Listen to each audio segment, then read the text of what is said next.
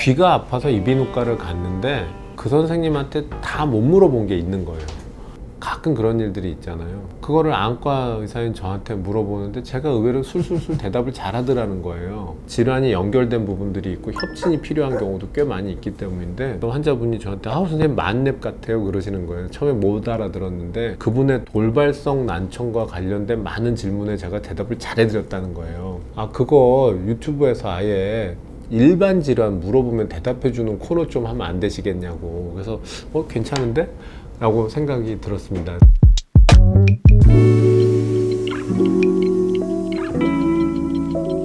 첫 시간으로 돌발성 난청 이야기를 좀 해보려고 하거든요. 이명이라고 하는 것과 연결된 건데, 이거는 저도 겪어본 적이 있고, 저도 사실 오른쪽 귀의 청력이 왼쪽보다 한 20% 이상 더 낮아요. 어느 날 옵니다. 처음에는 찌 하는 그 소리가 가끔 나요. 기계음으로 윙 하고 조금 올라갑니다. 술 많이 마신 다음날 갑자기 멍 하고 안 들립니다. 처음에는 물 들어갔나 보다 막 나는 느낌이 들어요.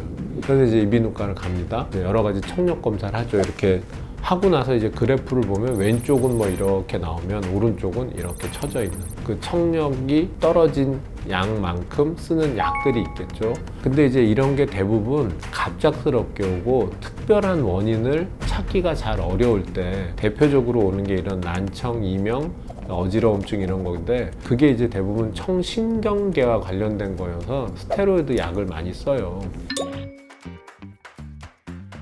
그런 거를 쓰면 조금 호전이 돼요. 이제 부풍 기대를 안고 약도 다 먹었으니까 가서 검사를 했는데 난 나아진 것 같아, 왜 똑같게 나오지? 적응해버린 것 같아요. 근데 그러다가 진짜 적응이 됐는지 청력 검사는 그렇게 나와도 뭐 큰 차이는 없었어 라고 생각하고, 코 풀 때 조심하고 뭐 수영 안 하고 뭐 그렇게 지내왔는데 다시 또 윙이 시작이 되는, 그래서 이번엔 빨리 가야 되겠다 하고 갔어요.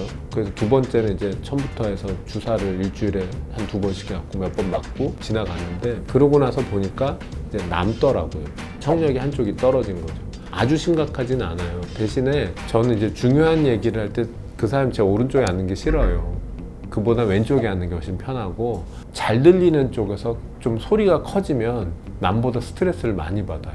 이런 이명이 있을 때 몸에 어떤 오는 피로의 신호를 잘 모르면 갑작스럽게 돌발성 난청으로 가는 경우가 많고, 제가 알았던 것처럼 생각보다 회복이 잘 안 되며 여러 가지 치료, 주사 등등을 했어라도 청신경이 좀 떨어진 상태로 있어야 하고, 보청기를 쓰면 엄청 안경처럼 편해지냐, 그게 아니고 더 나빠지는 거를 방지해주는 역할이어서 안 쓰게 되고, 전구 증상이 있는 분들이 되게 많아요.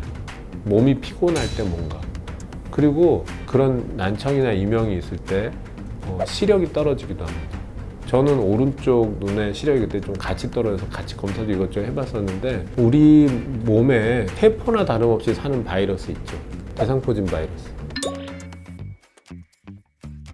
온몸에 어디든 삽니다. 신경이 있는 모든 곳에 살고요. 신경가지를 타고 나와서 증상을 내보냈다가 또 몸이 좀 좋아지고 얘네가 아차 싶으면 안쪽 루트 어딘가로 들어가서 또 신경절에서 숨어서 삽니다. 즉 신경을 따라다니고 안쪽 깊숙이 들어가서 잠복을 하다 보니까 몸이 안 좋을 때 그 신경가지를 타고 고속도로 타듯이 쭉 하고 퍼져나오기도 하는 거죠.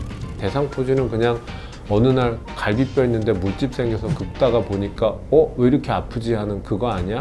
그게 전형적이고 흔해요. 근데 그거 이마에도 오고요, 눈에도 와요. 피부 따라서도 오고, 각막에 먹어 들어오는 경우도 있고, 코 쪽으로 가기도 하고, 청신경에도 발견되고요. 눈에 아무런 이유 없이 안압만 올리는 경우도 있습니다.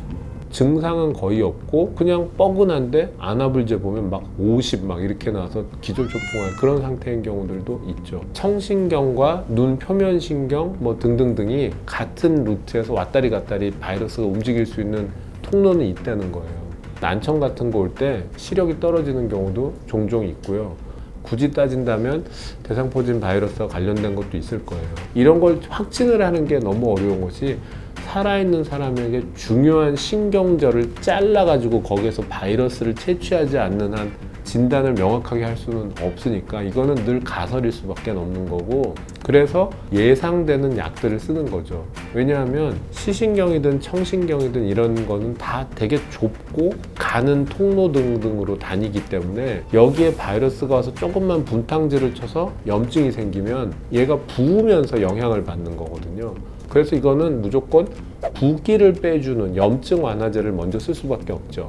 그게 스테로이드인 거예요.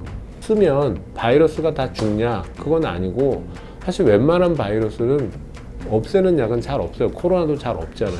그거는 결국 내 몸이 이겨내는 거니까 재우죠. 잠자는 약 쓰고 쉬게 만들면 몸이 좀 회복되면서 바이러스는 다시 후퇴하고, 그러면서 증상이 좋아지는 거죠.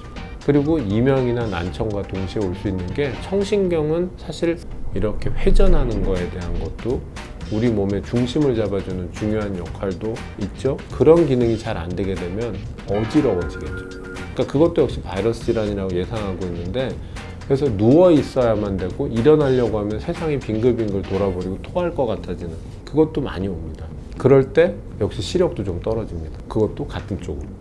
만뇌부연 첫 번째 편이 인기가 있을지 모르겠는데 뭐 잘 되면 좀 여러 번 찍어보도록 하고요. 여러분들의 댓글이 이럴 땐 좀 필요할 것 같습니다. 어떤 질환이 궁금하신지 거기에 대해서 많이 남겨주시면 제가 한번 분석을 잘 해보도록 하겠습니다. 지금까지 안과의사 김모현이었습니다. 감사합니다.